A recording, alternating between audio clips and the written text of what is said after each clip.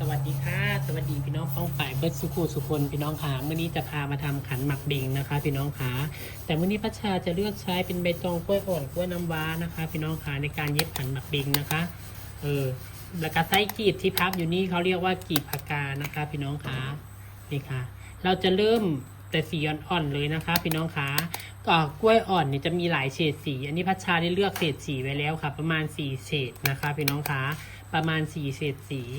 ตอนนี้เราก็กำลังเย็บยอดขึ้นยอดนี่เราเอาสีอ่อนสุดเลยค่ะขึ้นยอดนะคะพี่น้องขาขันหมักบิงใบตองอ่อนบริเฮ็ดดูดเลยค่ะขันหมักบิงใบตองอ่อนนะคะก็เย็บลงไปก่อนค่ะอันแรกก็จะเย็บยากเนี่ยแหละเพราะว่าเราเอาขึ้นสูงนี่ค่ะเย็บลงไปเลยพอชั้นที่2ให้สับหว่างแบบนี้นะคะโอ้จักบริเบิ้งกล้องพี่น้องแนมเบิ้งแต่อันนี้จักพี่น้องเห็นบ่บุ๊นี่ค่ะชั้นที่2ให้เย็บลงมาแบบนี้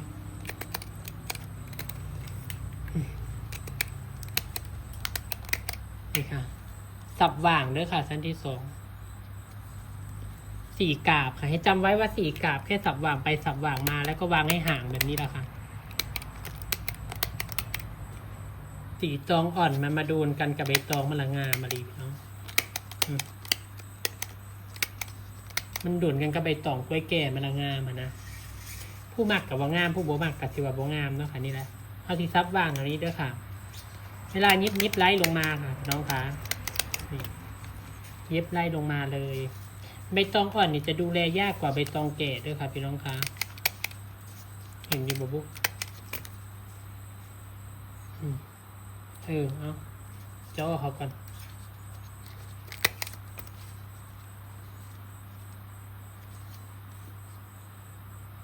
ว่างไปสับว่างมาแบบนี้เสร็จเรียบร้อยพี่น้องขาบันนี้ให้ค่อยที่ขึ้นด้วยอันนี้เห็นบ่นี่ค่ะให้ที่ขึ้นประมาณนี้นะคะแล้วก็ซับว่างคือเก้าค่ะให้จำไว้แต่ว่าชั้นหนึ่งใช้5 กาบใช้4 กาบพี่น้องขาคือจะว่าไหนก็ว่าไปได้แบบนี้ชั้นหนึ่งใช้4 กาบแต่ทำให้มันถี่ขึ้นนะคะพี่น้องขาเนี่ย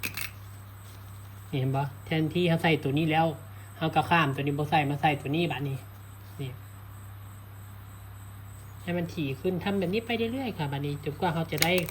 ขนาดตามที่เราต้องการว่าเราอยากได้น้อยใหญ่ขนาดไหนวันนี้พี่น้องก็จะเอาแล้วใบตองที่เป็นเศษสีไว้แล้วเขาก็มาไล่กันลงค่ะสมมติตองเศษสีอ่อนนี่มันเบิดแล้วเขาก็เอาเข้มขึ้นใส่เข้าไปนะคะแค่นั้นเองบ่ได้มีอย่างยุ่งยากนะคะพี่น้องคะเนี่ยแต่ยุ่งยากแต่ว่าเสียดไปนำพรมน้ำไปนำนะคะเพราะว่าใบตองอ่อนเนี่ยมันอยากค่อนข้างเหี่ยวง่ายนะคะพี่น้องคะและกระดำง่ายแค่นั้นเองค่ะนี่ก็มาซับว่างมานี่นะคะถึงกว่าจะได้ขนาดตามที่ต้องการแล้วค่อยมาดูกันนะคะพี่น้องคะว่ามันจะออกมาเป็นยังไงจะสวยงามไหมเนาะค่ะพี่น้องคะเห็ดไปสักพักเอาก็จะได้ประมาณนี้เนาะค่ะใส่ลูกสเตปเปอร์ก่อนลูกสเตปเปอร์เบิร์ดใครสนใจก็สั่งเลยเด้อค่ะไส้ดีเทสไส้ดีว่าหรือสเตปเปอร์ปากกว้างเบอร์10ค่ะพี่น้องคะเห็นบ่ซับว่างไปซับว่างมาก็เริ่มงามเป็นรูปเป็นร่างแล้วค่ะพี่น้องคะนี่เขาเริ่มมาเขียวเข้มขึ้นเพิ่นก็สิเฮ็ดง่ายดอกเพราะว่าเพิ่นเริ่มแข็งแล้วใบกล้วยเห็นนะถ้าช่วงอ่อนๆนี่ก็สิยากอยู่เพราะเพิ่นอ่อนนะพี่น้องคะนี่ค่ะก็เฮ็ดเรียงกันลงมาเรื่อยๆซับว่างค่ะให้จำไว้ว่าชั้นละ4 กาบสับว่างไปสับว่างมานะคะพี่น้องคะบ่ได้มีอย่างมากมายนะคะแค่ฮู้จักเทคนิคและหลักการเฮาก็สิเฮ็ดง่ายขึ้นนะคะพี่น้องคะเฮ็ดบักบิงเฮ็ดใบสีก็ตามแต่ถ้ายังบ่ฮู้จักเทคนิคยังบ่ฮู้จักหลักการเฮาเบิ่งอย่างเดียวเฮาก็สิคือการจับอันปิดไฟอะไรก็แย่ได้ใส่เข็มมาเลยค่ะมันก็สิเป็นลักษณะนั้นนะนะคะเย็บไปเรื่อยๆค่ะพี่น้องคะ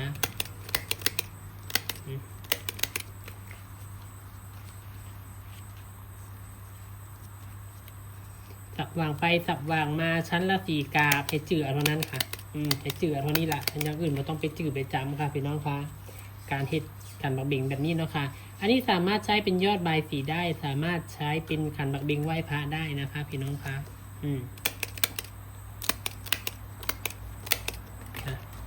ง่ายบ่คะ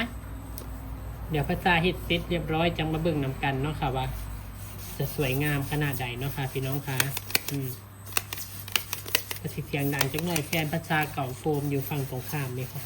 อยู่ใกล้ๆกันเนี่ยแหละเพิ่นตัดโฟมให้ลูกค้าโฟมใบสี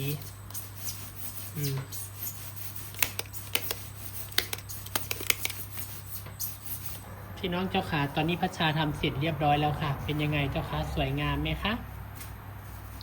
ขันหนักบิงใบตองอ่อนค่ะพี่น้องคะสีใบตองอ่อนจะมันโดดเด่นเนาะค่ะนี่ค่ะเป็นยังไงสวยงามไหมคะพี่น้องคะฝากติชมเข้ามาในเด้อว่าหมากบอพี่น้องคะเนาะเบิ่งแล้วก็กดแชร์ให้นำในเด้อค่ะพี่น้องคะตอนนี้ยอดวิวตกต่ำกันแดดพี่น้องคะกดแชร์พัชชาในเด้อค่ะเป็นกำลังแรงใจพอสิได้เฮ็ดคลิปดีๆให้พี่น้องได้เบิ่งได้ชมค่ะพี่น้องคะนี่ค่ะนะคะพี่น้องคะสำหรับคลิปนี้ก็หวังว่าพี่น้องสิได้ความรู้บ่มากกันน้อยเนาะค่ะนี่ค่ะเฮ็ดยอดใบสีกับสิงามพี่น้องมันดิ่นนะ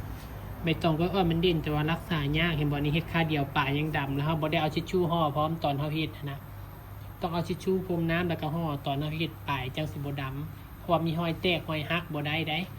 ใบตองกล้วยอ่อนนะเขามีหอยแตกหอยหักละเอียดดำรสมันบ่คือกล้วยตานีอันนี้เป็นกล้วยอ่อนน้ำว้าค่ะพี่น้องคะเนาะ